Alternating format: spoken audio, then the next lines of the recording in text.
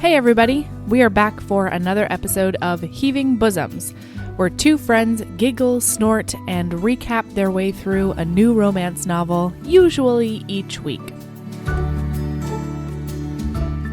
This week we're diving into Hate to Want You by Alisha Rai, a second chance romance that absolutely did not disappoint.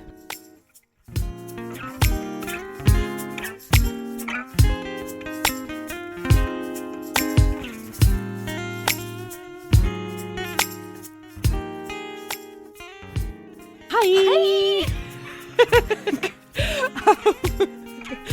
Oh man. So, Erin. Hey Mel. Guess what happened to me this week? Did you punch more holes in your skin? No. Same amount of holes. Yeah. At least not intentionally. I do have this cut on my middle finger that is the biggest bitch. But it's like right on the knuckle, you know? So it keeps opening every time That's the worst. And there's one on the pad of my thumb. I was very reckless in the past 7 days. And it doesn't happen to me very often. So I don't know. Did you sew something? Did you get in a fight with some sort of origami monster? See, like paper cuts? I didn't. But origami monster sounds hellacious and also adorable. Well, that's why you would get tiny cuts on your hands. Yeah. Absolutely. Man, I like how you made that dark and yet still crafty and cute. Uh-huh. No, one of them I was cutting an apple for Ember without getting a cutting board. Because actually the way that I get most of my injuries is being like, I'm going to take the dumbest, laziest route instead of just getting the cutting board. One time when I was young, I got this huge gaping wound on my elbow because we were bucking hay, and instead of opening the truck door to throw away a piece of gum, I decided to hoist myself into the window of the truck, throw away the piece of gum, and then on the way back out, I cracked my elbow against the aluminum lining outside of a 1970s truck side window. Uh-huh. And so I'm like, oh God. My stepdad was like, you okay? And I was like, yeah. He was like, you bleeding? And I was like, no, I'm just stupid. And then I pull my hand away, blood everywhere. Where was the gum? Yeah. Where did you need to put the gum? Outside? No. In the truck trash. It's outside. That's where gum goes. I don't understand. Gum isn't littering. It'll end up at the bottom of my shoe when I go feed the goats. I'm not into that. Was this a heavily trafficked area of the farm? Yeah, bro. Oh, okay, all right, okay. I'm imagining you out in the middle of a hayfield somewhere. May have been we were done bucking hay. Sorry. Uh-huh. We were putting the hay into the barns. Oh, you said so I thought you were out. You know what? Yeah. We had Why are we telling this story? What is the point? It may have been a wrapper. Oh, the point is that I do stupid shit instead of just opening doors. What about hoisting your teenage self into the window of a truck is easier than opening the door? I don't know. Melody brain. I can totally see it. I can see it. All right, good. I mean, that's why we're friends. Yeah, I get that. Okay, no, but do you know what happened this week to me? There's a real thing that happened this week. What? So my friend, she's getting married in November. Wait, does the thing that happened to you this week have nothing to do with the cuts on your hand? I don't understand. Nothing. You started a story about cutting vegetables or something, and now you're saying your friend's getting married. You know what? It tracked for me. So, did you cut yourself cutting vegetables? Yeah. You literally definitely started a story about cutting something up for Ember. I was cutting an apple. Yeah. No, I said, do you know what happened to me this week other than the two weird cuts on my hands? Oh, so that was just a total red herring. That is just swimming right away. Okay, all right. So your friend's getting married. Mm-hmm. Yeah. Every time we turn on our phones and we say, what are we going to talk about for banter? And you say, I've got it. You never have it. It's always just slipping through your fingers like sand or water. I don't know. What's the thing that goes through the fingers? This is why we don't write books. We just read them. Right. Yeah, that's exactly why. But anyway, yeah, wow. Okay, yes, your friend getting married. I'm on track now. What's up? Yes. Okay. So I've only ever known her as a couple with her fiance. And I'm sort of spirit animals with her fiance, and she's spirit animals with Michael. And yet we all get along really well. So it's really fun. Anyway, she got her dress this week. But more than that, I started looking into getting ordained. Oh. Because they asked me to be the officiant at their wedding. Oh my gosh. You know I'm ordained, right? Yeah, no. Yeah, I'm ordained. I forget why I got ordained. I don't know. But let me tell you about my church, the Church of Animal Spiritualism. Oh. It's a great church to get ordained from. It costs $20 right, cool. even. Yeah. And I've never heard from them again. And that's what you want out of an internet ordination, ordinarianism. That's absolutely what I want. And you're still... are you only allowed to marry dogs? No. How dare you disgrace sorry. the Church of Animal Spiritualism? So, how dare you? I don't know. I honestly have no answer to that question. That's why I answered it with "How dare you," which is the best way to answer a question when you don't know the answer. Yeah, it immediately puts you on your guard / makes you shamefaced. Exactly. I'm shamefaced now. I think I can marry humans. I think I got ordained because I was maybe going to do a wedding. I don't remember why I did. I don't know. Oh, you got fired for a wedding. I don't think I got fired. Did they break up? No, they broke up, I think didn't they they? didn't have a wedding. Oh my gosh. Or they didn't. Did he end up going like on a Mars rover? Is that what happened? On a Mars rover? Yeah. Oh man. Such a shitty way to break up. That'll change your DNA and shit. So you may not love the same person you loved before. They eloped. I don't know. I'm sorry. I don't know why I got ordained. Oh, that's a but happier ending. Yeah. I love that I didn't go there. I think I know the couple this was for, and I think they did not break up. They just did not wed in a traditional fashion. Fair. The traditional way would have been me, minister of the Church of Annual Spiritualism. That's actually more accurate. Animal spiritualism, marrying them. That was the traditional route. I'm sorry, I cannot talk. I went to bed at 11 p.m. I woke up at 1:45 a.m. Yeah. To record at 2 a.m. Right. Actually, 2:10 because somebody had to make coffee. Don't worry. I got an hour and 45 minutes of sleep. I didn't make no coffees, but whatever. You're also going back to bed. I am now up for the rest of my life today. So today. Yeah. And I have to be nice to a toddler. Sorry. Not sorry for making my fucking coffee.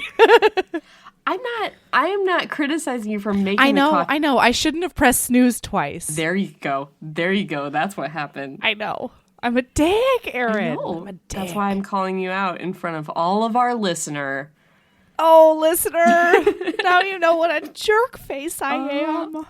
You're not a jerk face. Okay. So just to preface this whole thing, I loved this book. This is not the best segue ever because I'm a little uncomfortable in trying to do it.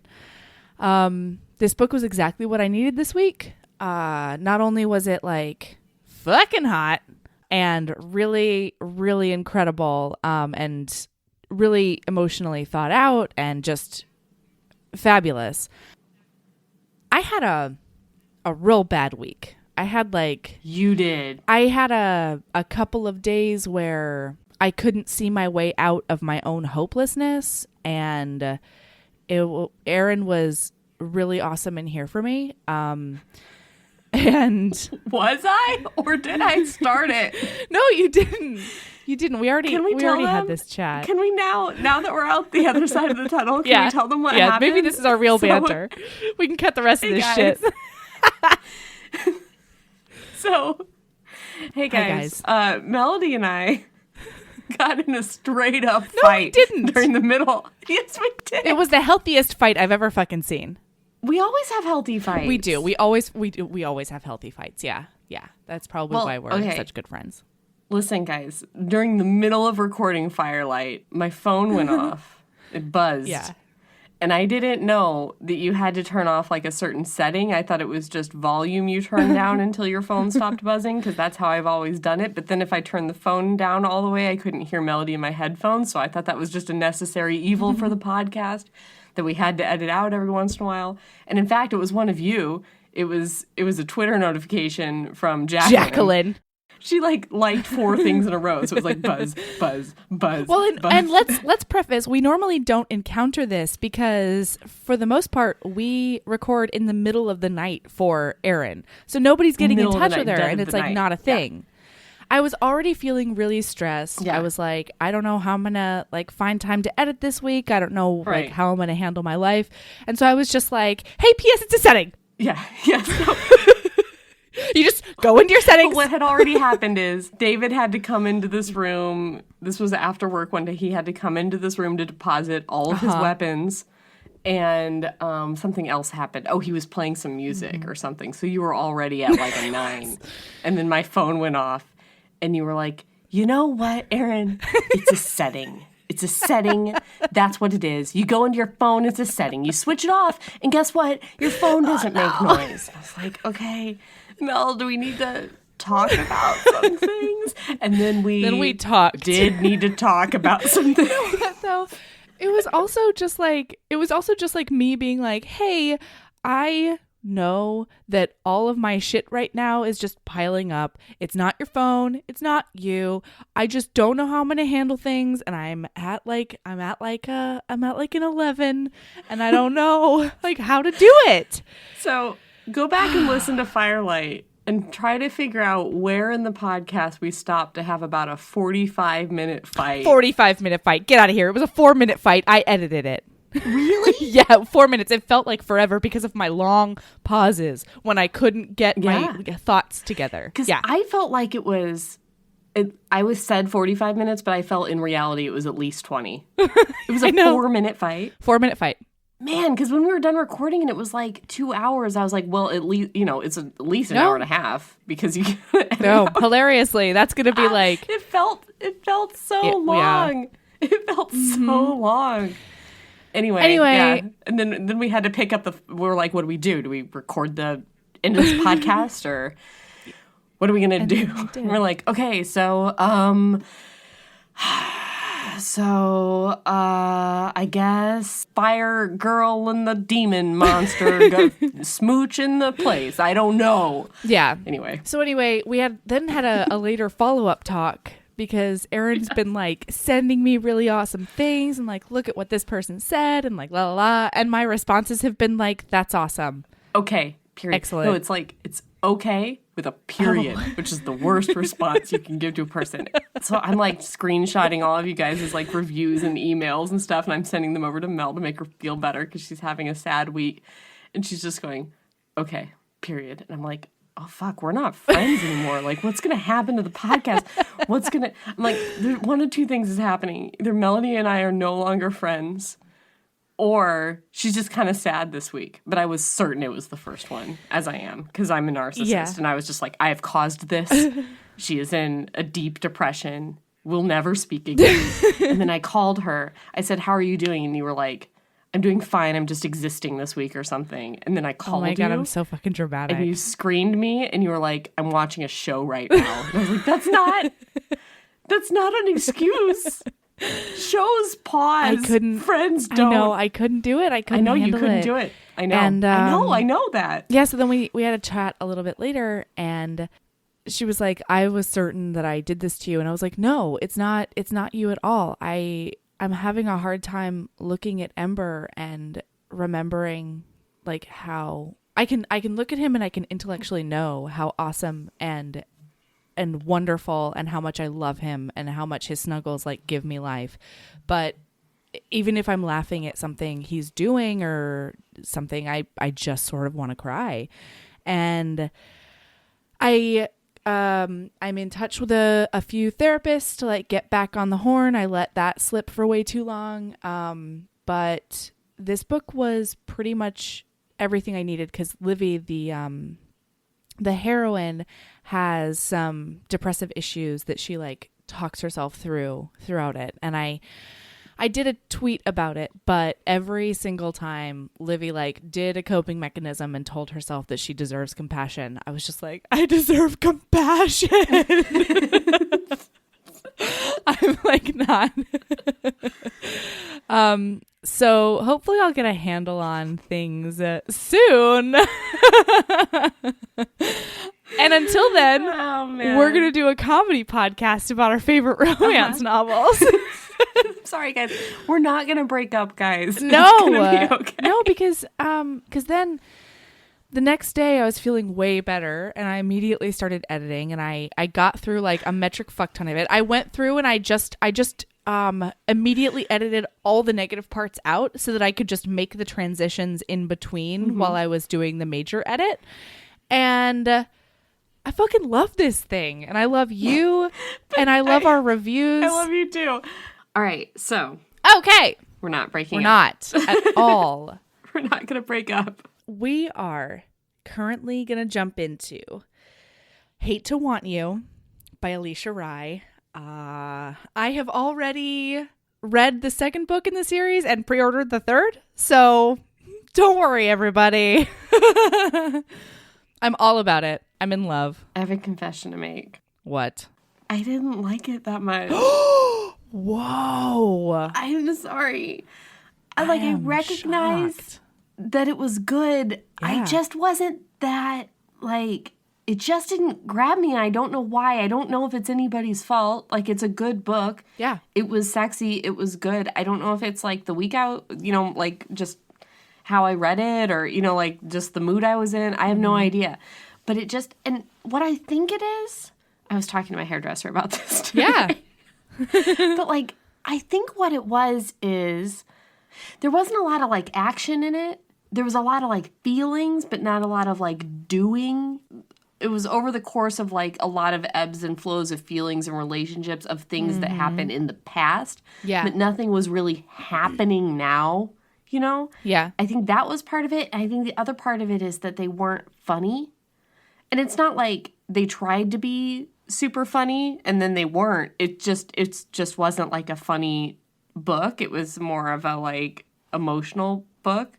And these characters are well fleshed out, well written, good. And they have a little bit of banter, but not that snippety, snappity, there were zero hijinks in this book. No hijinks at all. And I'm a sucker for that. Yeah, totally. So I don't know. I there were a couple of things that I really liked. In the first scene, he goes to visit her at a tattoo parlor and she's like, "You can't stay unless you tattoo me." And he's like, "All right, fine," and calls her bluff. But then and she's like, "Shut the front door, Nicholas, behind you on your way out." And I was like, "Oh, that's a really cute turn of phrase," because most people use that as shut the fuck up. Oh, there were things I liked. Don't get me wrong. Yeah. I liked a lot of things in this book. I don't think I liked it as much as you. It didn't speak to your soul like it did to me this week. Yeah. Absolutely. It didn't crawl inside my soul. And it makes me, I'm reluctant to say that because I feel like a lot of our listeners, this book really crawled inside their soul. We got a lot of requests for this one. So yeah. And I mean, but that's fine because don't worry, I'm here to represent them. Okay, so we've got Livy Kane and Nicholas Chandler. All right, so we open up. Nicholas is in the parking lot of a tattoo parlor and he is lurking. He's trying to figure out whether or not he's going to go inside. And it's in his hometown because he heard a rumor that his lost love, ex-girlfriend. I guess ex-girlfriend, but kind of But that's current. not, it doesn't do it. Yeah. It doesn't Well, do anyway, it.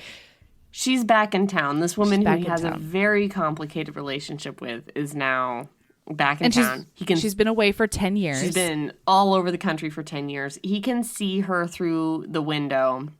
And she's wearing leather pants and a red leather Bustier. corset situation, and she's putting up her hair and flipping around and taking it down, and he's into it. Oh man. And then all of a sudden he gets a text that's just are you gonna come inside or are you just gonna keep lurking out there and staring at me? It's great. Yeah. And she Great goes, opener. She goes, because if you want a tattoo, you're gonna have to come inside. And I love what I think one of the things I loved about this whole thing is just like you can watch them be like, this is bad for me as I take my keys out of my car. I shouldn't do this as I walk up the steps. What the fuck am I doing as I open the door? Like, yeah, they have really great good. like inner monologue thoughts in italics the whole time. Yeah. It's not first person from their perspectives; it's third person from their perspectives. But there's a lot of first person thinking in italics, which is nice. Yeah.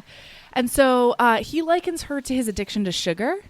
And that is something I can completely identify with. Although I just give in to my addiction to sugar. He apparently does not. And she's like tattooed. She's got tattoos all over. She's got this new vine tattoo from when the last time they saw each other. And he's never actually seen all of her tattoos because they always fuck in the dark. So here's this thing. So they broke up 10 years ago. Yeah. He broke up with her. She left town, is all over the place now, like basically living out of her car / hotel rooms, just like wherever she's at. And she texts him every year on her birthday coordinates of where she's at. And he, who's super rich, he flies to wherever she's at and they just like bang it out in a dark hotel room, do not say a thing. And the deal is one night, once a year, nobody has to know. And you have to be single. Yeah. And they have to be single. So that's what's been going on for the last 10 years, except for last year, she didn't text him on her birthday. And now she's just shown up in town, like she's moved back to town. Yeah. And he's like, I don't think I can handle my life if you're in this close proximity. So I need to figure out whether she's staying or if she's visiting. And that's why she's there. Right. So, should we just do backstory real quick, get it out of the way at the top? Sure. You get this as you read. You get little snippets here and there of backstory, and it really actually comes out in a super beautiful, complex way through dialogue, through memories, all this stuff. It's so good. But their families go way back. Her grandfather was a Japanese American who was actually in an internment camp in World War II, and his family left a bunch of their as many possessions as they could with their best friend family, the Chandlers. So her grandpa Sam and his grandpa John, after he got out of the internment camp, they both moved to New York. They settled in this place that had barely any people. They basically built the town and they started a grocery store that then turned into a chain together. And her grandfather was really like the brains behind the business. Well, I think he already had a grocery store. So the the Oka family did. Before that. And they had to leave everything They had with to the sell Chandlers most of their when they shit. went to the internment camp. So like the grocery store closed. Yeah. And so he knew about all of that. And then John was like, the like personality behind everything. And they were best friends until Sam died. So then the next generation, the kids, most of them are working at the grocery store and doing all the things. But her dad and his mom ended up being in this crazy car accident together in the middle of this snowy night. And they were supposed to be in two separate places doing two separate things, and yet somehow died on this road together. This leads to this crazy chain of events where his father decides that he's going to use this as an opportunity to fuck everyone over. And he blames their family for killing his wife because it was their family's son at the wheel. And also there's a lot of rumors that they were having an affair. So there's a lot of jealousy and weirdness. I've got some theories, and I can't wait to see if I'm proved right or wrong when the third book comes out. Right now it's March 25th. So the third book is coming out in 2 days, and I will be immediately reading it. Okay. So, all right. So they basically, his dad buys the grocery store out from under the grieving widow who is her mom. Like not fair, not a good look for Brendan Chandler, but he just ends up being a total garbage human throughout. So Yeah, he's awful. So now the families just do not speak to each other because, like, the Chandlers are mad at the Canes because the Canes killed the Nick's mom, and the Canes are mad at the Chandlers because they bankrupted them and bought them out of everything somehow, like in an underhanded way that we never really quite figure out. Yeah, it doesn't really matter. He took advantage of her mental state and paid her way too little, and as a result, her son Paul was looking forward to like taking over and being the next generation of CEO, but he gets cut out, and then the flagship store mysteriously burns down and all the craziness happens. So like there's even more bad blood. It's this crazy feud. Yeah, and Livy's other brother is accused of that. I actually had to make a diagram of these two families because I got confused a little bit. Like, there's a lot of great side characters in this book. I might venture too many side characters in this book because, like, I had a lot of trouble being like, and that person is which one of the, like, it took me about 2/3 through the book to get her brothers straight of like which one was accused of burning down the store and which one had died and which one was the twin and which one was the older one. But that's not the author's fault. I'm just saying there's a lot of side characters who might need to take notes. It sets up the other two books. It does, yeah. And I read it like earlier in the week, sort of at my leisure, so I didn't run into any of those problems at all.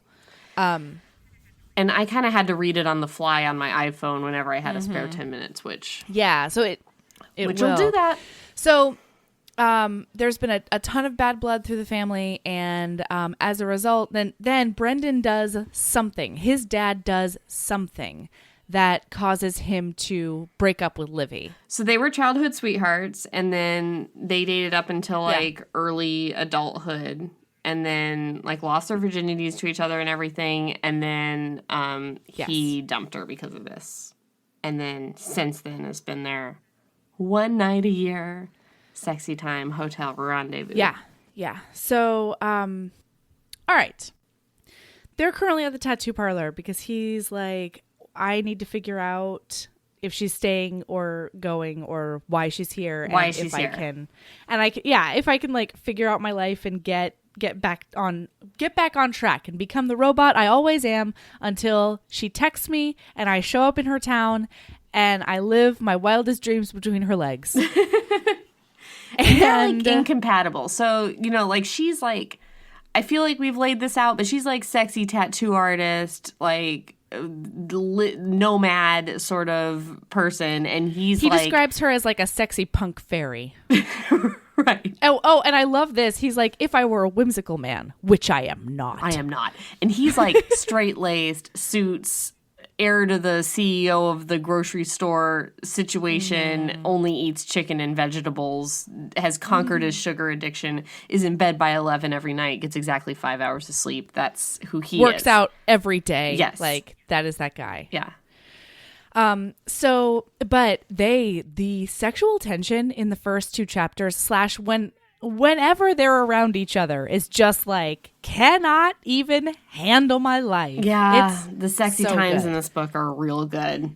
So they like want each other. And from his perspective, chapter 1 is from his perspective. Chapter 2 is from her perspective. Same scene. So you get like both of them. He's just like, I never care what she's wearing. She always wears the most outlandish outfits. I never care what she's wearing because no matter what it is, I just want to rip it off of her. Hey, Erin, can I ask you a question? Yes? Do you always smell like vanilla? No. In fact, I hate vanilla. Me hate too! The smell of vanilla. I hate it. Same here. You know what? It reminds me of that like Bath and Body Works vanilla that everyone wore in 2003. And it's just, if I smell... It gives me the same reaction as walking past a Hollister. I will go out of my way. I will hold my breath the 10 feet before and after I pass a Hollister. I have the same reaction to most vanilla scents. I would rather the person next to me on an airplane be cloaked in like Chanel No. 5 or like one of those like red door or whatever, you know, like those like old lady perfumes that just make you gag a cloud of it. I would rather that than a single spritz of vanilla like Bed Bath & Beyond. Yeah, after reading romance novels, though, I'm like, maybe I need to just start bathing in vanilla. Oh my God. Is that what makes ladies sexy?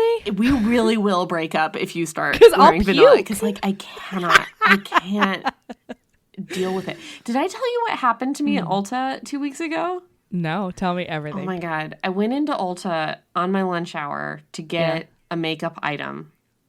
And I was standing next to, so the makeup item that I needed was next to like a display of all of those little roller balls perfumes. You know what I'm talking about? Like the little like flute with a roller ball on the end of it. Yeah. So there was like a large tower of those.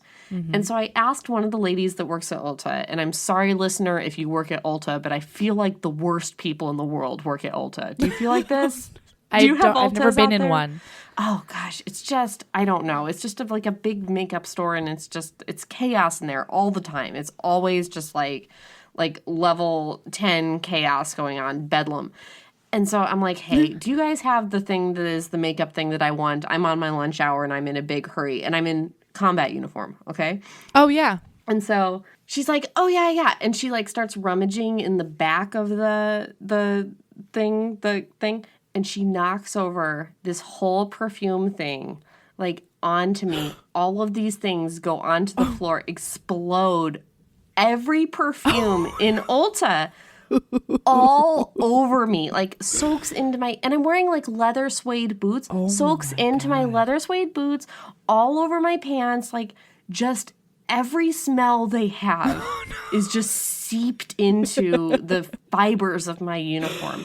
And I was like, oh my God. And she's like, oh wow, there's glass everywhere. And I was like, yeah. And she's like, could you just like stand here and like divert people around? And I was like, yeah, but like also I like really am on my lunch hour and like need to get back because I have an appointment at 1300. And she's like, okay, well, I'll be right back with that broom. And she just doesn't for like 20 minutes. I realized my time frames are off, so maybe it was 4 minutes. I don't know.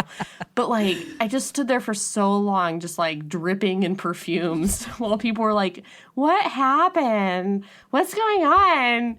Can I go here? And I'm like, I don't work here. Like I'm in a combat uniform. Like I'm not an Ulta employee. It was awful. So you went back to your platoon smelling like a rainbow unicorn of frenzy. My platoon. I don't know, man. Oh, you're so sweet. But no, yeah. And well, my boots are never going to smell not like that. So I'm always like, and every perfume together is not a great smell. It's not. But I would rather smell like that than smell like vanilla. All of those things are on there. And the moral of the story is all you can smell is vanilla. Because that's included. I feel like romance novel heroines smell like vanilla, jasmine, often jasmine. Yeah, I like that a bit more. And like the men always smell like cinnamon, a lot of cinnamon, a lot of bourbon. Oh yeah, lots of bourbon. A lot of like wood fire, cedar, stuff like that. Yeah. A little bit of earthiness up in there. Although, you know what? I haven't seen the word musk in a romance novel in a while, and I can't say I'm sad about it.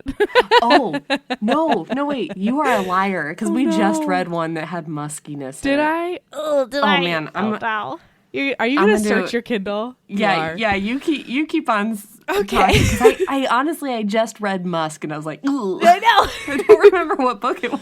Okay, so sorry. We have to get back on track. All right. Yeah, you keep going. I'll search for Musk. So they super want each other. She knows that he doesn't want to want her and that he hates himself for it. And meanwhile, she hates that she can't control her feelings for him. And he mentions her tattoo sleeve. He goes to like raise his arm but doesn't quite touch her, and everybody is tense. Yeah. And she said that she got it a few months ago, and this is in her inner monologue. She does not share it with him. And it says, because a clinging vine, the color of her eyes, served as a good reminder of what she didn't ever want to be. I just can't even. Okay, so and the scene where she talks about all of her tattoos finally is like one of the most gorgeous things I've ever seen. But I'm skipping ahead of myself. The last scene of the book? Yeah, sorry, everybody. Okay, so we find out that they always have sex with the lights off, partially because she doesn't want him to see all of her tattoos because they're so meaningful to her. And she's back in town because her mom broke her hip and she's helping out, or at least as best she can. We find out later that her mom is like distant and kind of a dick. And they can't stop thinking about fucking while she draws this topless fairy on his arm, because she's like, right, if we're gonna talk, you have to get a tattoo. And he calls her bluff, and she's like, okay, well, I'm not doing that. So she just draws on him with a Sharpie, and he looks like relaxed and relieved at her touch. He just sort of closes his eyes and sits back, and he's just like in his happy place at the moment. Can we talk about, though, like when she's like, listen, you have to get a tattoo, and he's like, fine, and he like loosens his tie. Oh, girl. And she like loses her shit. Mm-hmm. She's like, I can't watch him loosen his tie. I can't do that. And I understand. That one. Loosening a tie is, yeah. And then he undoes his tie, unties his tie, and then he rolls it folds around the tie around his hand, and she's like, and then he unbuttons his cuffs and rolls up that, like, I was there for that that little part. Completely. And meanwhile, she's like, that's one of the most erotic things I've ever seen, partially because that's one of the only things I see during our interludes together once a year. This is how it always starts. Yep. May I? Can we talk about musks real fast? Let's talk about musks. So, the time where I cringed was in Firelight, because there was when he went and saw the redheaded werewolf. There was the tangy musk of sex in the air. Oh, yeah. He just had sex with that prostitute, and I was like, ooh. But the Duchess deal Ashbury did have a musk. Oh. And where is it? Beard Science did mention Elon Musk, which I'm going to count. Different. Anyway, all right. All right, we're back on track. All right, well, I stand corrected. A topless fairy tattoo. I'm super glad that you did that deep dive just now. I'm all about it. Okay. Elon Musk. You're counting it. All right. Okay, so then after she does the whole thing, they talk sort of. It's like really stilted, and neither of them really knows what's going on. So then she's got her back to him against this table, reorganizing her tools. And she's like reorganizing tools. Yeah. Just doing it. And she's like, listen, I'm only here temporarily. I'm here to help my mom. Like, you can just go back to your peaceful life. And then she feels him get up off the chair and come right up behind her. Just like right up on her booty. On either side of her. He like spins holds her counter. around so that she's facing him. And he's like, you think I can have any peace while you're in town? Like, I can never stop thinking about you, all the shit. Ugh. And so she gives him this half truth where she's like, oh, and then he goes, you didn't text me this year. Mm-hmm. And yeah, he's real salty about that one. I don't fucking blame him. They had no, I don't either. A standing agreement, and it was a nice one. Mm-hmm. So she gives him this half truth where she's like, I think 10 years should have been enough time to get each other out of our systems, and like we should be done. And he goes, do you feel like I'm out of your system? Because I don't feel like you're out of mine. And then he's like entranced by her. He's touching her hip, and then she touches him, and like the trance is broken, and he's like, wow, like he jumps back, and he's like, we can't do this. You can't do this. Why am I here? What's happening? And then he's like, I'm seeing someone, because that's sort of the silver bullet to anything that could happen between them. But he's not. It's a fake girlfriend. It's a fake girlfriend. Because he's a coward. He is a bit of a coward. And that is okay with me, because he turns it around, Erin. Okay? Yeah. So then... she's devastated by that. Oh, completely. She's just gutted. And she's like... she basically throws him out. And he leaves with his tail between his legs. She gives him this final barb as he leaves, because she's like, somebody's going to see you in the parking lot, and you don't want to be seen with the daughter of the man who's responsible for your mother's death. And the reader is like, what? What did he do? What happened? Did he murder oh my God. What's going on? What's the intrigue? But we already spoiled it for you. We did. Y'all. He was just driving the car that she was in. Yeah. Whoops. Sorry. Yeah. It's kind of necessary. We can't just, like, we needed to. Yeah. We needed to spoil it. Otherwise, there's no way to do it. Okay. Yeah. So, and I'm hoping everybody reads the book anyway, or has already read the book. This was such a requested episode that I feel like a metric fuck ton of people are coming into this having already read the book. So it's okay. All right. Yeah. So Nicholas is in a meeting with his grandfather, his dad, and his sister, and he cannot stop feeling terrible about making up this imaginary girlfriend because he actually saw hurt in her eyes for the first time in like years. And he doesn't know what to do with himself. We find out that he's, of course, been with other people, but it's never been anything serious, and he always manages to be single for her birthday. Right. And after the meeting, so his dad and grandpa don't get along at all. Yeah. It's because his dad is like a total monster. Completely. That's why his dad and his grandfather don't get along. Yeah. I can't imagine anyone getting along with this man. He's horrible. He's horrifying. Yeah. Yeah. So after the meeting, Eve, his little sister, is like, I guess trying to win like brownie points / protect the family because she tells everybody that Livy's home. Well, she tells her brother and her dad. And her dad immediately throws her out and is like, then looks at Nick and he's like, you can't see her. We have to get rid of her. Let's get her fired. Let's ruin her life unless she skips town because that's his go-to. He wants to get her fired from the tattoo parlor. Yeah. Okay. Like what? Who even cares, man? Yeah. She's the daughter of the guy who was driving the car that killed your wife. Like that is not that big of a deal. She's got a part-time job at a tattoo parlor. Like just let her live, man. Right. Like just let her be. I know. Anyway, I know. And what a terrible man. And like stop acting like you're so maniacal and like such a mastermind. Brendan, get over yourself. Yeah. And so then Nicholas, being the dutiful son that he is, deletes the text that she sent him because that way he won't have her number. But then he thinks to himself, it's always saved in the cloud. It's in the cloud. He can't delete her forever. Okay, it'll be in the cloud. She's doing the same thing. Meanwhile, she's deleting the text. Well, no, too. she's obsessing over the texts. Yeah, right. But she also eventually deletes it, right? And she's like, "It's okay. I remember his number. His number hasn't changed in the last 10 years, even though mine changes all the time." Completely. Yeah. So then Livy's at home with her super distant mom and Aunt Miley. Okay, so also quick family background on Livy because it spoke to my soul. See, it's so complicated. All right. Spoke to my soul.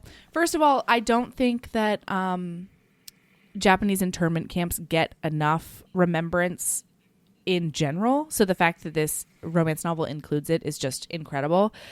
But her mom is Japanese, and then her dad's family is Hawaiian, and so it was very subtle, but in this one and the next one, there's a lot of callbacks to like Hawaiian names and Hawaiian culture that really made me happy because I miss home, and that's fine. So and then her oldest brother Paul, who was set to take over the grocery store empire and had been really, really bitter throughout his whole life because he didn't get to do that. Like it was stolen from him. He married her best friend, but then last year he died in a hiking accident. And that's one of the reasons that Livy ended up not texting. I'm sorry. Erin. Can I tell you that I read this book so piecemeal that I didn't catch how Paul died? And I thought... Oh, Erin, I'm why sorry. do you keep doing this? I'm sorry, guys. And I thought it was a big mystery the whole time, and I thought we were at the end, and I was like, are we not going to find out how Paul died? And like we got to the end, and I was like, okay, I guess we got to wait for the other books to figure out how Paul died. I'm sorry. I'm the worst reader in the history of time. I don't know how we're holding down this podcast. I don't know why people are still listening. And by people, I mean person. Hey, listener. Hope you're still out there. Oh, my God. Hi, listener. Anyway, we love you, and we appreciate so you because of these shenanigans. That he died in a hiking accident. Like, that was a big reveal for me just now. Yeah, bruh. Don't worry. If you read book 2, you'll find out all about it because book 2 includes his widow. She's the best. So, all right. So Paul is dead. Jackson is her twin brother, And he's been away since he was accused of burning down the grocery store and like arrested, and his name was dragged through the mud, and it was horrible. And then her mom, she thinks, suffers from depression, but she doesn't know whether or not she ever got it treated. And now she's just been like, her mom has been stewing in this guilt of having her children away for the past 10 years. And it's like, she's not very forthcoming in her emotional displays. let's say. So understatement. Yeah, and so she's so starved for her mother's attention that she's actually like hoping that she'll make some sort of jibe about being a tattoo artist, or tell her that she's fat, or like do something. It's better than just her sitting there. Yeah. And then so she's like, I'll make dinner, right? That's this one, right? Yeah. Oh my God. She says, I'll make dinner. I can make marinara sauce, because she feels guilty for having ordered pizza the last couple nights, last night. And she's been noticing that her mom has just been picking at whatever she makes her orders. And Miley's like, well, yeah, make spaghetti, but maybe not with marinara because of your mom's allergy. This bitch didn't tell her the whole time she was allergic to tomatoes. And she's been making everything that like tomato based. Yeah. And she's like, yeah, I'm allergic to nightshades now. And she's like, when did this happen? And she's like, oh, during the last 10 years where you haven't been home. Terrible daughter. And she's like, okay, any other allergies I should know about? And she's like, dairy. Like, Jesus. It's so bad. So she feels kind of terrible. Yeah. She feels awful. Yeah. So then Paul's widow and her best friend Sadia comes over with her son. He's about 6, and there's some really great BFF banter. She's like, do I need to stab Nicholas? Do I need to maim him? Can I trip him? Like, if he hurts you again, I'm coming after him. And it's really cute. But then Miley is like, well, Sadia is going to bartend at the bar tonight. You should go with her and get out of the house. And Livy's like, you know what? That sounds healthier than rereading the text I sent to Nicholas over and over again and obsessing. And the last line in the chapter is she was going to be healthy even if it killed her. And boy, howdy, have I been there, you know? Yeah, I think we both have. Yeah, man. So relatable. So we are at the bar for the next 2 chapters. Well, yeah, we're at the bar. And we find out that Sadia is bisexual. Woot woot! Bring bisexuals out of the corners. Am I right? And Livy tells her that she should have as many affairs as she wants now that she's a widow and like working through her grief and doing all the things. She's like totally supportive of her getting back out there, which I really appreciated on a BFF level and on a sister-in-law level. You know. So. All of a sudden, they see a girl in like a spy getup. She's got a scarf. She's got sunglasses inside. She's got a trench coat. It's hilarious. It's the whole thing. It's full Anastasia Beaverhausen. Yes! It's the whole thing. And she realizes that it's Nicholas' younger sister, Eve, Evangeline. And so she's like, fuck, you know, I'm not going over there. But then this fucking bro starts getting aggro at Eve about like wanting to sit with her and buy her a drink and all the things. And so Livy's like, you know what? I'm going to go save a sister. And she goes and sits down. They have this devastating and forthright conversation. Horrible. Where Eve says like, yeah, I followed you and I want to offer you money to stay away from Nicholas. I loved this because Livy was like, okay, I want $1 billion. Okay, no, I want $1 million. And Eve was like, no, I'm being serious. And Livy's like, okay, how much is your brother worth to you? Right. I loved that. She was like, I can't put a price on your brother. I can't put a price on you? That. Yeah. Yeah, so good. Just put her right in her place. In the most like emotionally gut-wrenching way. You know, just like stick the knife in there and then twist it, Livy. Yeah. And she finds out about the rumors that her mom and her dad and his mom were having an affair. Yeah, her dad and his mom. No, her mom and his dad. Her dad. Her mom is alive. Her mom is the worst. Her mom. Oh, when you said her, I thought you meant Eve. There's 2 ladies here. Oh, there's her. Yeah, there's 2 ladies. Her Sorry mom and about her that. dad. Oh God, we gotta get the chart out, you guys. Oh, and we find out that like Livy looked at Eve as a little sister all throughout her life, and so this is particularly heartbreaking because I don't know. Underneath it all, Eve is like mostly mad that she abandoned her to all of the grief and all of the men, and her awful, emotionally abusive father. Yeah. And then she's like, I gotta get the fuck out of here. So she goes to leave, but she's like staggering because she doesn't drink very much because she's like a buttoned up good girl. And Livy drives her home and tucks her in.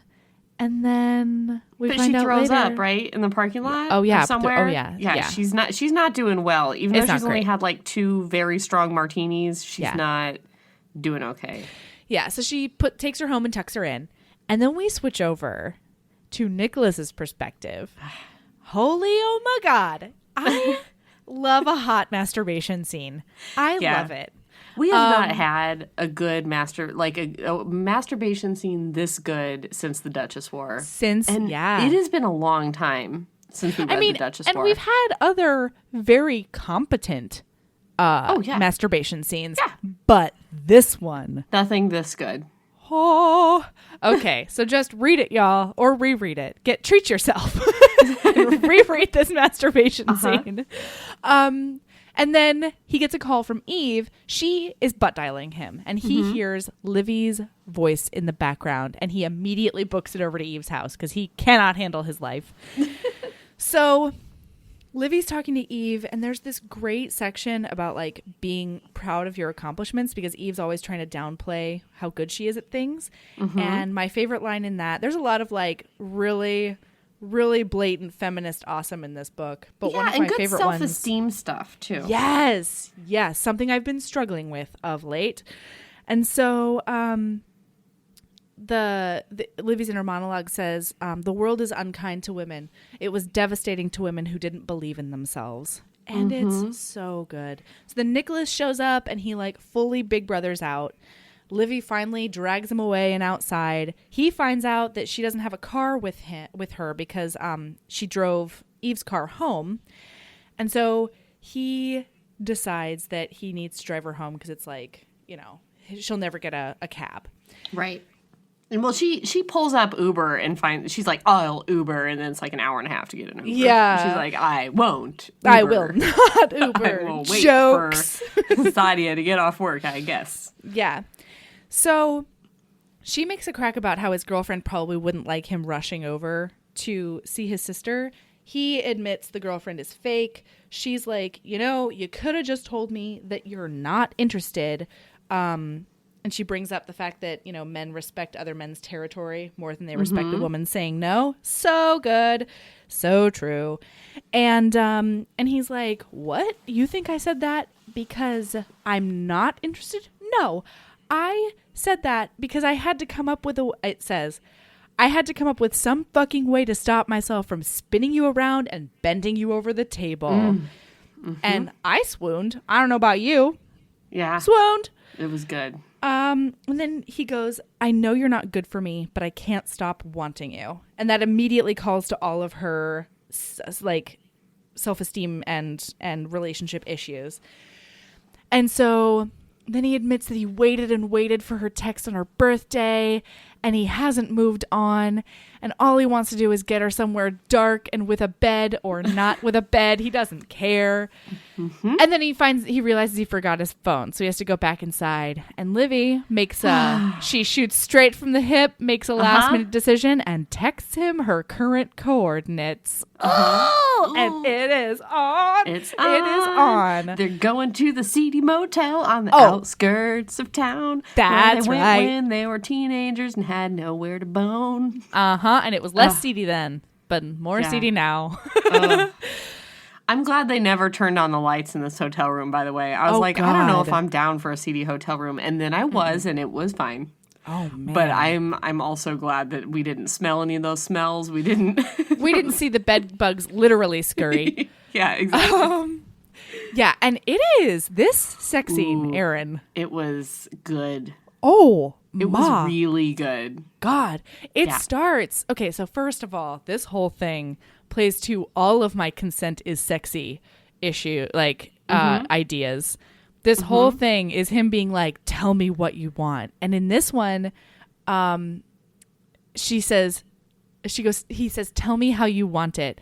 And she goes, hard, use me, make me feel it tomorrow. Whew, fanning myself. And but then, what I like too is once they get into this room, first she pushes him up against the door, and she's like on it, and then he pushes. They are just like back and forth, back and forth, back and forth. It's so good, completely.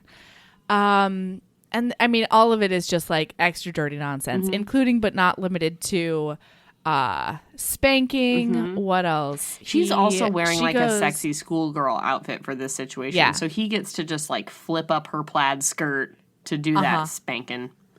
Oh, yeah. There's like spanking and then like kissing her ass and then spanking the spot he just kissed, like a bunch of that. Yeah. He goes and sits down on the floor and tells her to walk straight up to his face.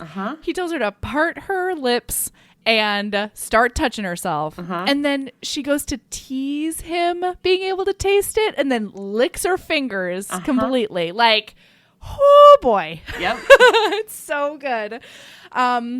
Guys, read it. It's excellent. It's excellent work. It's masterful. Excellent work. Really. It really is. Alisha Rai really knocked this one out of the park. So afterwards. Wait. I have to say one thing. I think it was this sex scene. Spoiler alert, they do it again. What? So, I think it was this one. So the way that they end up doing it is like she's bent over the bed, face in the comforter. And then before he enters her, do you remember what he said? Do you remember? Wait, no. Oh, yep. He says, brace yourself. Brace yourself. And you know what? Oh my God.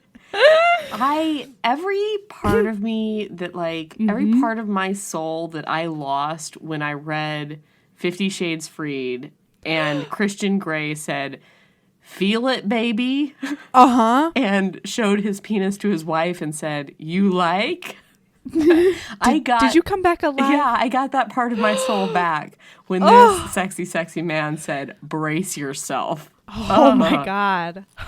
Yeah, no, this book is positively rejuvenative, if really that's a word. It's rejuvenating. That's a better. Honestly, when Christian Grey said, feel it, baby, there was a part of me that died. And that part of me is alive again. It's so nice to see you again. Thank you. Yeah. Feel it, baby. Yeah. Oh God, don't. No, brace yourself. Brace yourself. Brace yourself, HBs.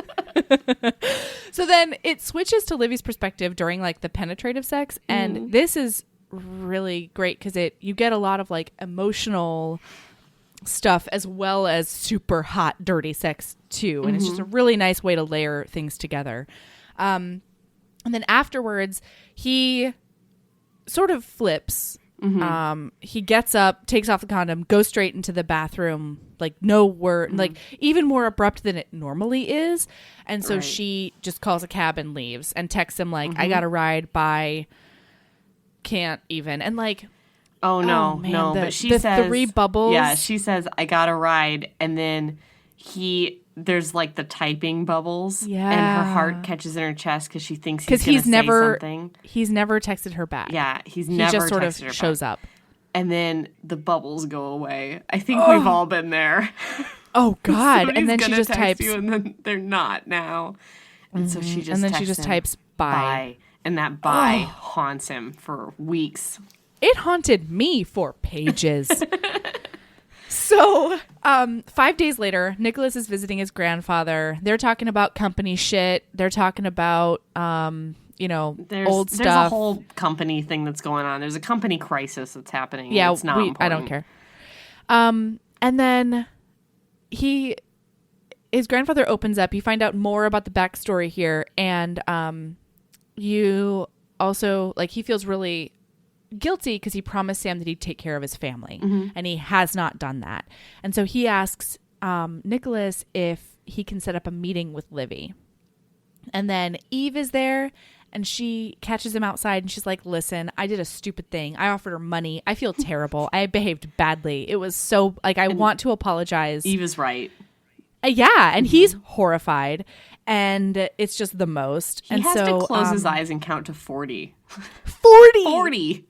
Can you imagine standing there in that interminable silence? You thought our fight was 40 minutes. It was 4. No, have I ever told you this? So I had a supervisor, my former boss's boss's boss's boss's boss's boss. Like, this is pretty, there's a lot of bosses between me and this person who really subscribed to, like, the close your eyes and count to 10 if you're mad situation. Oh, God.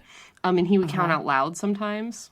And I was with him when he got very mad about something that was not me, but was another situation. But I happened to be in the room delivering this news. And he literally closed his eyes and counted out loud to 100 while I stood there. What? Yes. Oh my God. It was one of the most awkward times of my whole life. He counted out loud to 100. Out loud to 100. That's incredible. Yep. It was... That feels less professional than just, like, cursing someone out. I don't know. In this situation, I can't really fault him, but it did made a very awkward time for everybody. Oh my God. Okay. Eva's like, we're not good at showing our emotions. We need to get better at that. I want you to express one feeling today, just one. And they like hug and it's gorgeous and it's the best. So then he's like, I promise to express one feeling today. One feeling. So he shows up at her tattoo parlor. Yep. Oh yeah. He's back behind the curtain. Express a good feeling. Oh, he's going to express many of them. And so he brings her yellow roses from his grocery store. This, of course, is like really kind of fucked because he always brought her yellow roses during their relationship. And they're also from the grocery store that she no longer owns. Yeah, Like, I feel like this was kind of lame in several ways. The first one is not well thought out. You didn't have to buy these flowers. You own the company. You just took these from your own company on the way out. You didn't even like make a special trip to get these flowers. So like kind of an empty gesture. B is kind of mean since it's something you used to do when you were together and you dumped her hard in the forest. I don't think we've talked about. Oh yeah. Like, in the forest. He dumped her at in the their forest, special spot. Twilight style. Like don't dump people in the forest. And then also, like, they have the logo on it of the old logo of their families joined, and, like, it's the whole reason her family's bankrupt. I found this gesture to be horrible. Yeah, absolutely. Right. Well, because she's desperate for his love, because she loves him so much. I get it. Yeah. Because she also points out all the ways in which she's shitty, and then she goes, and yet my fucking heart is just still here for it. She's a little bitter, and I totally got it. Yeah, she puts them in water, and when he's not looking, she like takes some petals and like sneaks them into her pocket so that she can because she can't take them home because then they'll know that she saw him and her family does not approve of her seeing him. So she just takes them so she can feel them later. So she can pet them in her pocket. It's good. So then they have some really, really blunt real talk. He's like, she basically is like, were you hate fucking me all those years? And he's like, no. Were you guilt fucking me all those years? And she was like, no, I did not ever think that I owed you my body. Like, ugh. Gross. And then he like checks in because he's never been that rough with a woman before or anybody before. And she's like, no, I think I made it pretty clear that I really enjoyed myself. Yes. And then he goes, well, I was worried because you left and that's not our script. And she goes, yeah, it is. We fuck and then we leave without talking. And he's like, no, that's not our script. And she goes, oh, yeah, I initiate, you terminate. That's our usual script. You leave. And so he got freaked out because she left. And she's like, oh, isn't this interesting? Like, you're freaking out because I walked out. And that's the thing that you do every time we hook up in a motel. Yep. So he's like, all right, well, I should go. And she goes, no, she says, you need to go. And he's like, this was it was wonderful. so good. He goes, I don't want to. And she's like, I don't really know what that means. And he goes, I want to stay here with you. And she's like, and do what? It's his feeling. It's his one feeling. He expressed a feeling. Yeah, he feels like he doesn't want to leave. He just wants to sit with her and talk with her about anything. So she's like, and they haven't really talked in the 10 years. Yeah. Like, they don't say anything. They just have other sex than like and then dirty he talk. goes. Yeah. Yeah. So she's like, all right, well, take off your shirt. And he's like, what? And she's like, her inner monologue is, I have to see those pecs again. But then, because I like seeing you without a shirt on. She's like, I got to give you a tattoo if we're going to talk. And it's so fucking cute. So he ends up with a topless mermaid this time. She finds out that his grandfather was not part of the takeover at all. She finds out that he wants to talk to her. He's screening some calls. And from his grandpa and his dad. And then he apologizes for Eve, and it's a whole thing. But then she finds out that Nicholas also tried to stop the takeover from happening. And then he looks at her with like this molten, warm look and vulnerable. Just this puppy dog, open, honest. Yep, hasn't looked at her like that in a decade. And so she just pounces once again. It's amazing.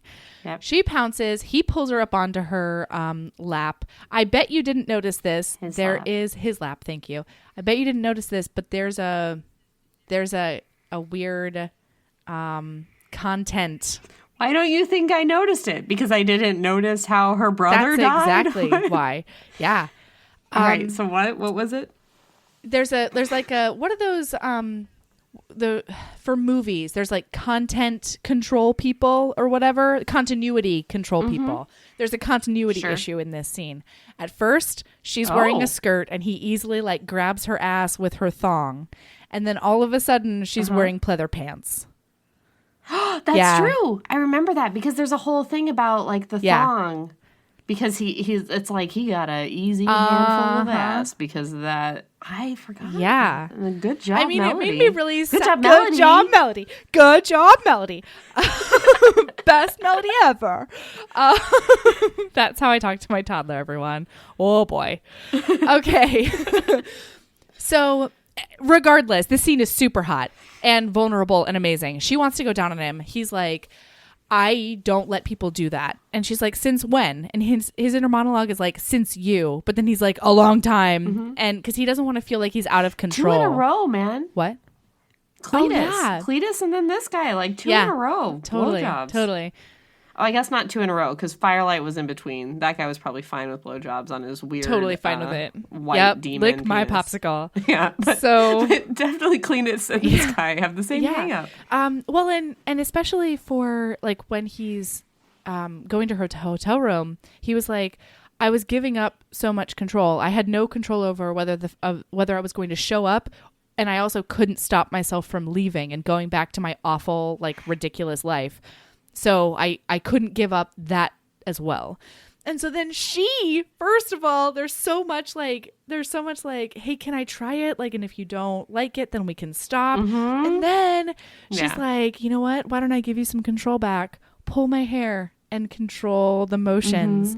And super hot BJ for everybody. She starts touching herself during it. That like throws him over the edge. He starts thinking like, so he's like really going hard on her face right now and pulling her hair pretty hard. And he's like, his inner monologue is like, maybe this is like a little too rough for like a face right now. And then he looks down and she's like totally masturbating. And he's like, oh no, I guess she's cool. good. Okay. All right. It's so good. So then she gets out of her pants and gets up on him reverse cowgirl so that he can reach around and finger her to completion. It's super hot. And that's all on her, too. He's not like, get up here and let me do this. She's like, hey, by the way, and now this is going to she's like, happen. hey, do you want to pay me back in like a real cool way? And he does.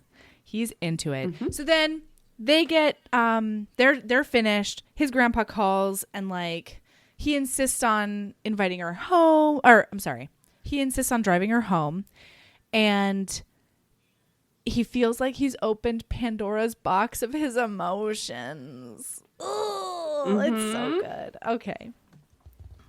So he drives her home, and she doesn't want him to like go all the way to the house, so like no one sees, so they're like a little further away, and they have like a really awkward goodbye where she literally waves at him, which is kind of funny. She says it's like the human equivalent of the emoji with the gritted teeth. It's so good. Was their goodbye. Yeah. And So she then, shows up on the porch, and her twin brother Jackson is there, who she hasn't seen for a decade. Mm-hmm. They have this really great talk. We find out that her depression after Nicholas broke up with her was like so severe that Jackson was alternately holding her and hiding all of the sharp objects and pills in the house because she said that she wanted to die. And the same thing happened when Paul died. Yeah. Like she lost her shit again when Paul died. Not to the point of suicidal ideation, but close. She said it was never as bad as that first time, you know, because she wasn't seeing anybody then either. By the time Paul died, she was like in therapy and figuring her adult life out. So then Jackson's whole point is, you can't stay here. This place is bad for you. That fucker is bad for you. You shouldn't be like this. And she goes to bed, right? Yeah. Well, so they talk a little bit about like how he hasn't been back. She wants him to come in and talk to her mom and aunt. And he's like, no, I'm not going in there. I don't have any interest in seeing them. I just want to see you. And she's like, well, where are you going? And he's like, New York. Like, he won't tell her like what his job is or what his deal is. And he's like a little bit shady about everything. And then when she goes inside, she finds out that her mom was listening to the whole thing, and that her mom and her aunt were listening to the whole thing. And her mom is very upset and just like goes to bed and turns on like a late night show and is like on full volume and is really upset. And she like brings her some charcoals and some watercolors to like cheer her up because she used to be an artist. And she's just like, she's very cold and it's very upsetting. But yeah, so that's how that night ends. So then, she texts Nick and says that she will meet John, and they set up a time for the next day, right? Yeah. So then, God, I fucking love Jackson. He breaks into Nick's house and sleeps on the couch. It's so good. Because why not? He breaks into Nick's house because he guesses the security code immediately, and it's Livy's birthday. Yeah. So good job, Nick. No security system whatsoever. Right. Great. And, sleeps on the couch. And then Nick comes down to, like, get something out of the kitchen. And he hears Jackson. Yeah. Yeah. And he hears Jackson eating cornflakes behind him. Like, chomp, chomp, chomp. And so he, like, grabs a knife and spins around. And he's like, hey, I'm just eating cornflakes. I slept here. Like, what an idiot. Yeah. So he tells... I don't know. He tells Nick to stay away from Livy because he's really worried. He brothers out in all the ways. And we learn that Nicholas's dad blackmailed him to break up with Livy. And Jackson, this is when Nicholas finds out that she was super suicidal after their breakup, and like he didn't know any of that nonsense. Yeah, he feels really bad because she held it together in the forest where he dumped her. At their special place. Ooh. Their special forest place. Yeah. But then apparently lost her shit when she got home. So, okay. All right. So now we're at the Livy and John meeting. Yeah. So she shows up early for the meeting because she's really, really nervous. And she sees Nicholas in the parking lot with this tall, busty blonde. And he kisses her on the cheek. And Livy immediately like freaks out because she's like, we've done a lot of touching and kissing and whatever, but he used to kiss me like that on the cheek when we were together, and it feels like more intimate than anything else. Yeah. And it's like no big. She's just like a lady. Yeah, she's his cousin. It's like, she's just like a person in the world. Yeah. So not a relationship. She like goes and hides in her old family cafe thinking that he would never follow her in there. He does, because he's just like, oh my God, Livy saw me. She's going to misinterpret this. I have to tell her. And I love this about him because there was no like posturing. He was just like, hey, that was my cousin. And she's like, I don't care. She postures all over the place. Yeah. She's like, I don't care. Not my business. And he's like, no, it is your business. It's okay. That was just a cousin, you know? And he's like, I would want to know if I saw you kissing someone. So yes, it is your business. It's so sweet. Then they talk about her car, which, Melody, I don't know if this spoke to you. It did. But it is named, she named it. Yep. Ruthie. Ruthie, that's right. Why not? And she says she named it a girl name because no man could handle her ass for the last however many years. I also really liked the clever justification. I feel like every car name needs to come with a clever justification. All right. Right. So then Livy meets with John, and it is the sweetest thing ever. I want a John. Why don't I have a John? I want one. Give me one right now. He's just like warm. They immediately hug. She is so relieved to have like family again, because that's like the real reason. The real reason she wouldn't even admit to herself. She's back not really to help her mom with her hip. She's back because she needs a network. She needs support. She needs a family again. And like her grandfather. Yeah, she's just been floating. Yeah. And so having her grandfather immediately accept her back, even though she's in like a ridiculous crop top outfit, like, well, I don't know. It's like, it's not her grandfather, though. It's her grandfather's best friend who's kind of adopted her as his grandchild. It's so nice. It's so sweet. But what we find out in this conversation is that John, who is Nick's grandfather, knows about the meetings they've been having on her birthday every year, because he's been like, can figure out every year on his birthday or on her birthday, he takes like a 1-day trip somewhere. And he's like, ooh. They're meeting, and he's been like covering for him when he gets sloppy. It's so cute. But he says that he had his housekeeper make Nick's favorite dessert, lemon squares. And Livy takes a bite and says, "That's not his favorite dessert." Oh, that comes back later. It does. Okay, so Nick takes Livy to their spot in the well. So they have to drive past the woods where they hung out. It's because it's between their two old houses. He texts her coordinates. She knows the coordinates by heart because they used to tell it to each other to meet up.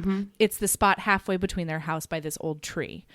And so they, without saying a word, she just starts walking toward that clearing. And he says that he's always waiting like 364 days for her to draw him a map to her. That's so good. And she says she was waiting to all 364 days. Yeah. It's so wonderful. And they find the tree where Nicholas carved Nico plus Livy equals forever. And he finally opens up about everything. And he's like, I didn't break up with you because I wanted to. I broke up with you because my father threatened to disinherit my then 13-year-old sister if I didn't break up with you, and I didn't see a way out of that. And so they have this whole gut-wrenching, excellent conversation. It finally turns into them like full on having more forest sex. They used to have sex there all the time. Yeah, and so it's like I don't remember who, but they start smooching, and then one of them is like, I want you here in the forest. Yeah, Nicholas. Where is our forest place? So Nick's like, yeah. And then he's like above her. They're about to have sex. There's no condom. Like, she's cool with it. It's fine. They're about to have sex, and he's like paused, and she thinks he's doing like a tease, like he's like purposefully kind of like teasing her and like pausing there. But really in his head, he just realized that he never had to dump her in the first place, and he could have taken care of Eve, and he could have figured it out. Like, he could have just said, screw you to his dad, and they could have figured it out. Like, it didn't have to be this way. It was just awful. And then they had sex. And then during sex, right after, he says, I can give you everything. And she gets real pissed. She flips. Because it's like, because she's already having a hard time guarding her feelings. And then he comes out with this shit. Like, she's not going to be the same afterwards. Right.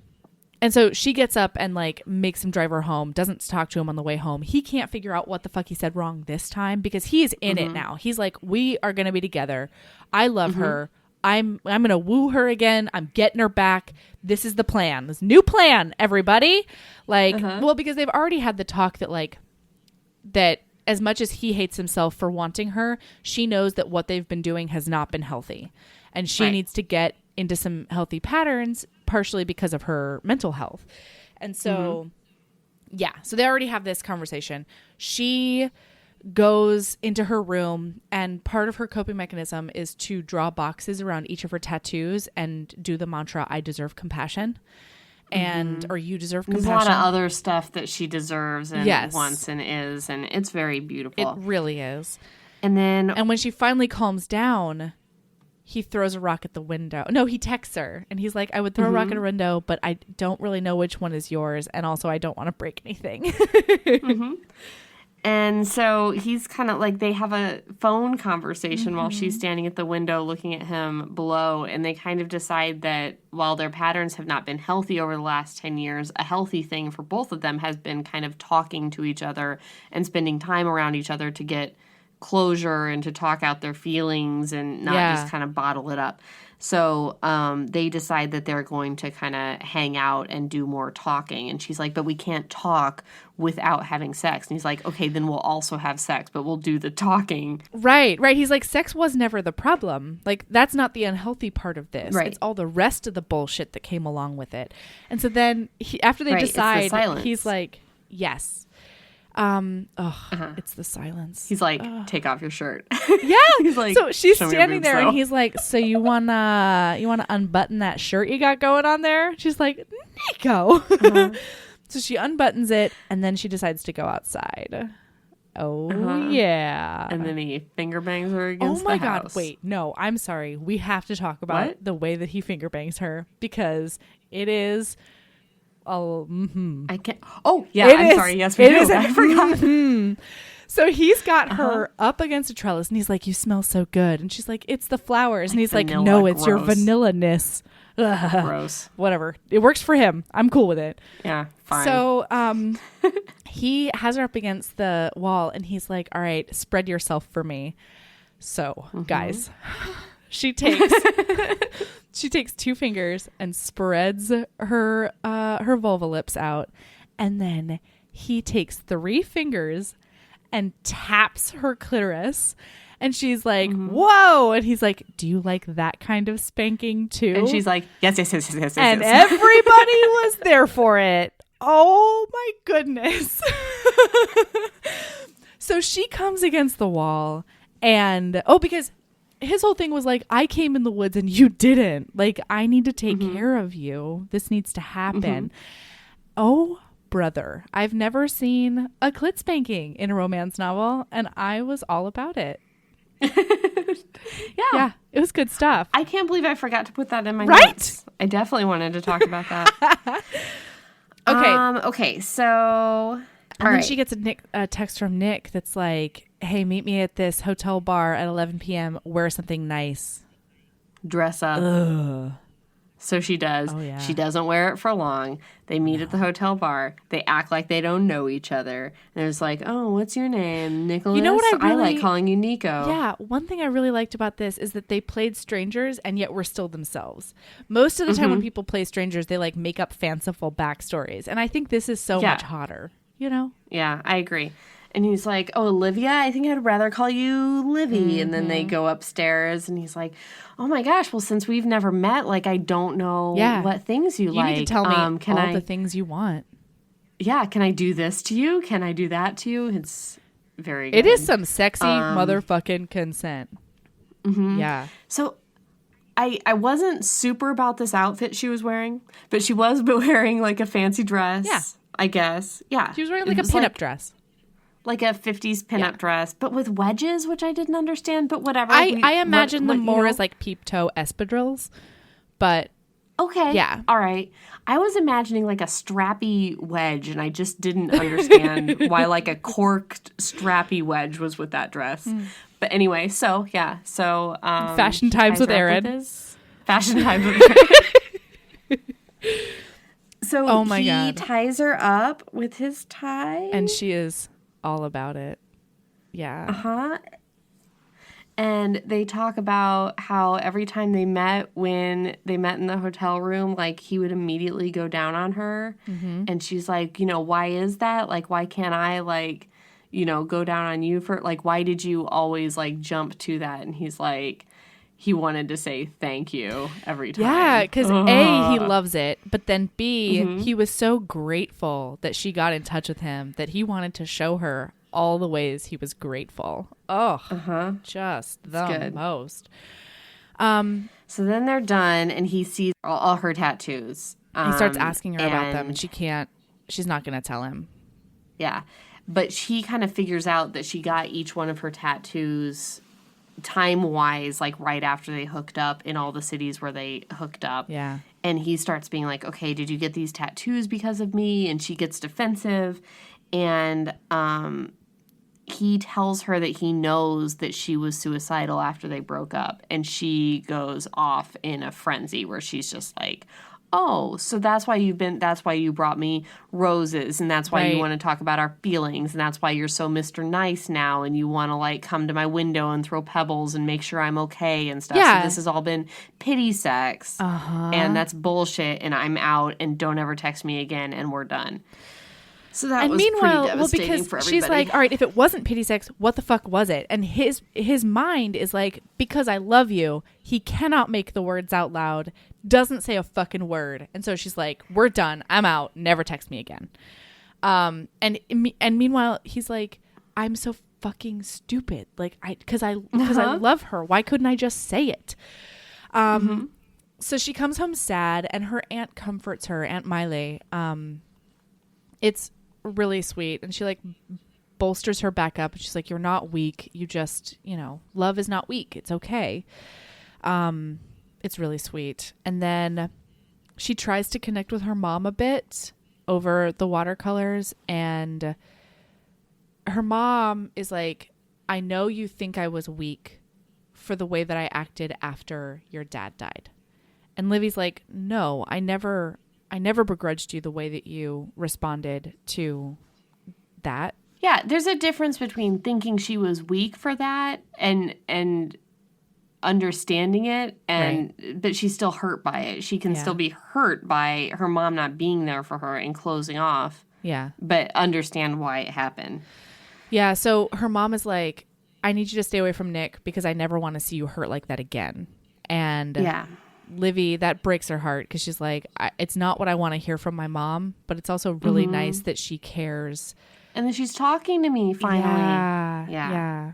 So, big family fight is about to happen because Nick is going over down. It. Okay, so family dinner. We've got Nick, we've got Eve, we've got Brendan, we've got John. Everybody's at the table.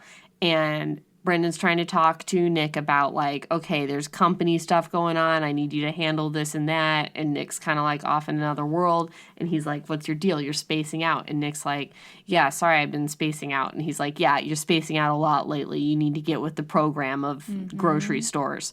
And Nick is like, yeah, well, you know why I'm spacing out? I'm thinking about Livy. That's right, Olivia Kane, who I have sex with, and I'm in love with, and I still see her, and in your face, Dad. And his dad gets, like, crazy mad. You dick. Yeah, his dad gets like really crazy mad and is like, you can't see her. I told you I forbade you to see her. And, like, John, the grandfather, is like, you what? You forbade him to see her? Like, I'm totally into this relationship. This should happen. And this brings our families together. Yeah. And then it comes out that he was going to disinherit Eve. And Eve is like, no, that totally checks out. Yeah, that tracks for you. Yeah. And John is just furious. And he's like, if you ever try to disinherit either of those kids, I will murderate you. Yeah. And so this goes down, and basically Nick is like, oh, wait, I just had a great idea that I completely never thought of before in my whole life. I quit. Yeah. I don't want your stupid company. I don't want any of this. So he's like, I quit. Can't do this anymore. And good luck running your fucking empire without me being diplomatic and cleaning up your messes because you two hate each other. And so then his grandfather is like, okay, what would it take to keep you though? And Nick's like, well, here are all the things, and bye. Like, if you can agree to these terms, then excellent. If not, I'm still quitting.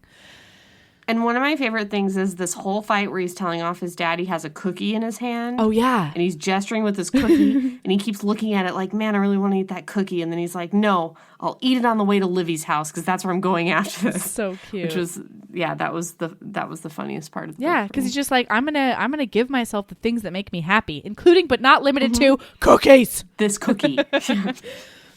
So, Tani and Miley catch Nick because he goes to her house and he's trying to climb up her trellis to her window. Mm-hmm. And they're like, listen, doofus, she's not here.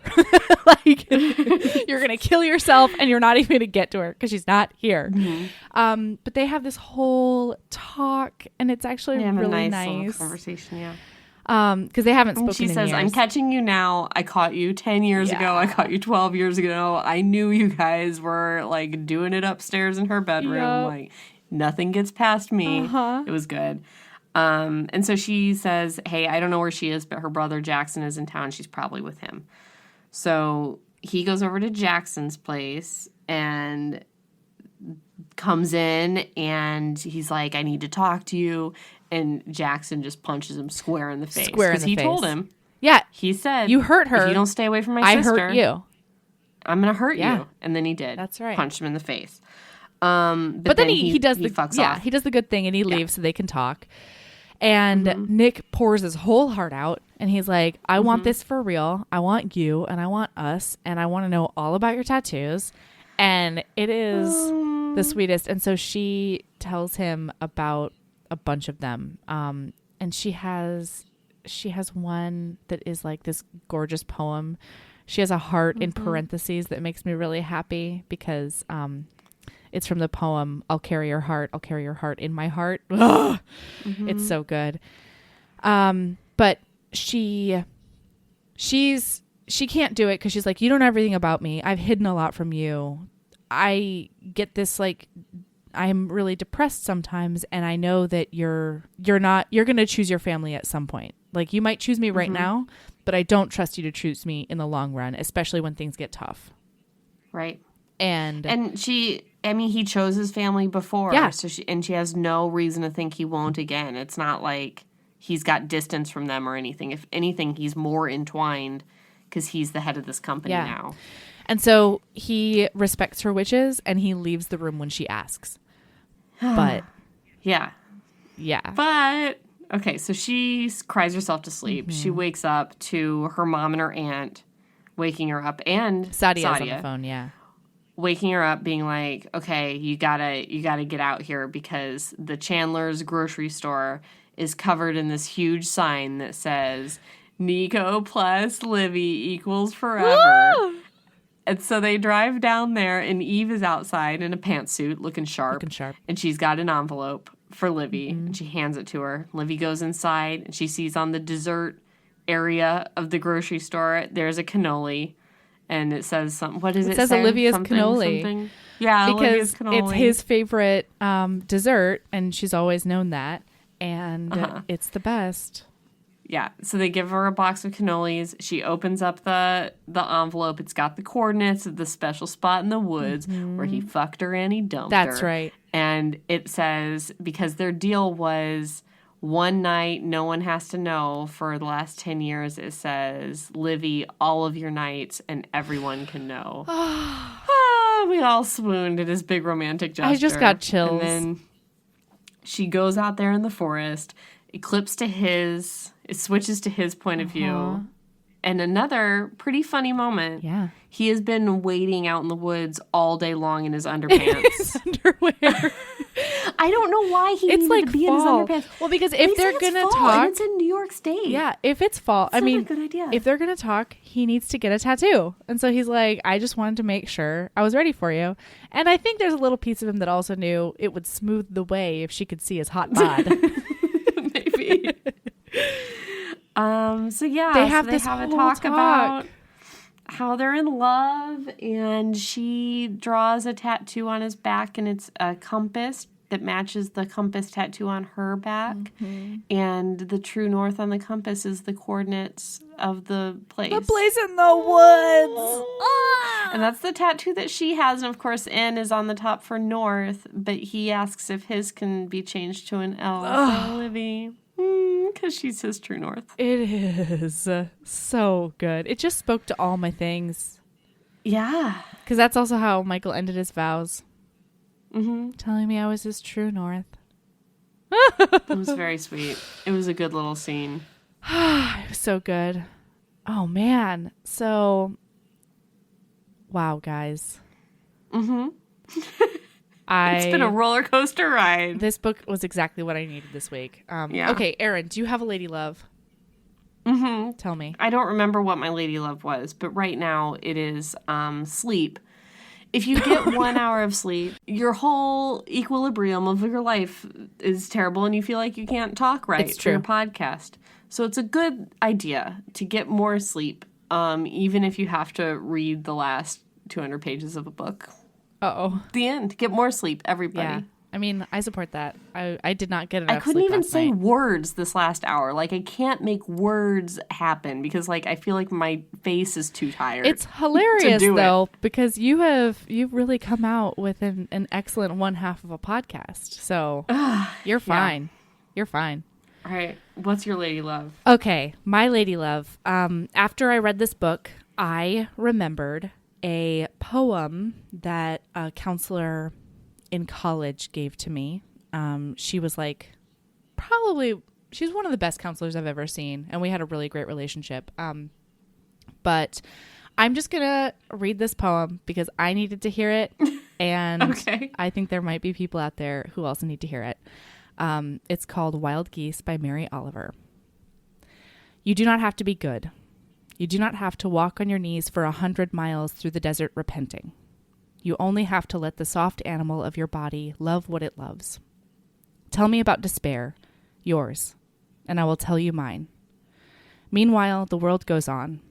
Meanwhile, the sun and the clear pebbles of the rain are moving across the landscapes, over the prairies and the deep trees, the mountains and the rivers. Meanwhile, the wild geese, high in the clean blue air, are heading home again.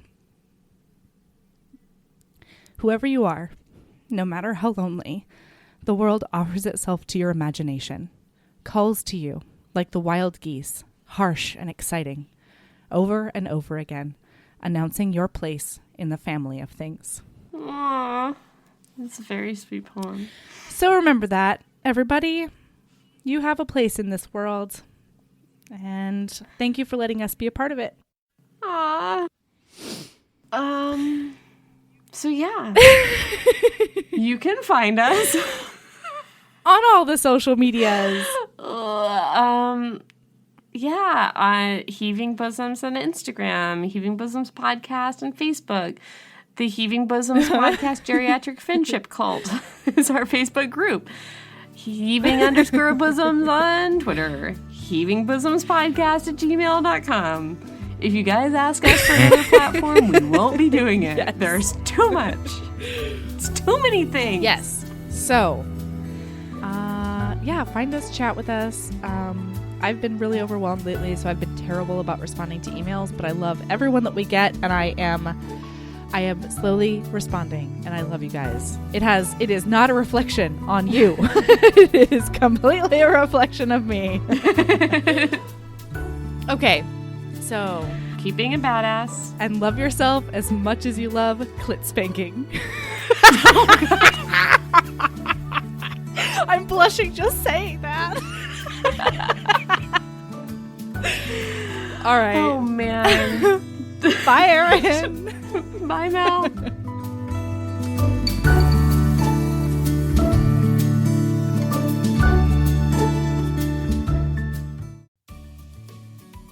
Hey, you. Yes, listener, you.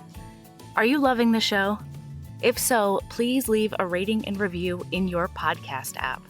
The 90 seconds you take to say something nice not only helps new people find the show, but it makes me super smile over at HBHQ.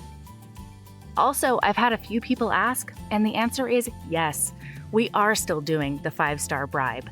If you leave us a review with 5 stars, then we'll do whatever book you want. We're real deep into the list, though, so it might be a while. Lilas! Okay, back to the show.